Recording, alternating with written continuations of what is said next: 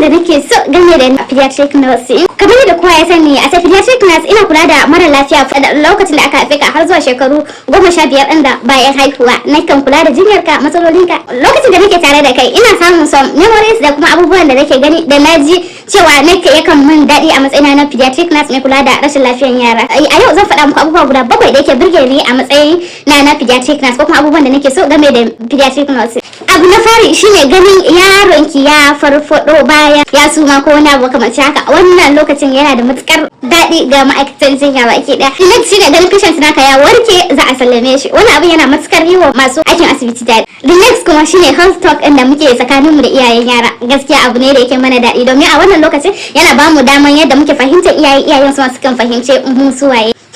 Kula da mara lafiya wanda iyayen shi sun san ya kamata ko kuma irin da are very cooperative. Idan iyaye masu bada haɗin kai ne zaka ji daɗin kula da lafiyar su domin in ka zo zaka ce magani kaza za su yi kokari su ga ayi daidai yadda ya kamata. A wannan gaskiya yana mana daɗi ba kaɗan ba. Na gaba shine saba wanda zai shiga tsakanin ku da iyaye domin yawanci zaki kalla idan kana kula da rashin mara lafiya especially in yara ne akwai sabo da yake shiga tsakanin ka da mara lafiya domin zaki zo ki ce kar ai kaza ayi kaza ayi kaza in akwai damuwa ki magana in kaza da kaza ai kalla har idan irin waɗanda suna yawan zuwa ne zaki kalla har kun saba kuna share memories da su why and this really yana mai da aikin mai zama mafi sauki.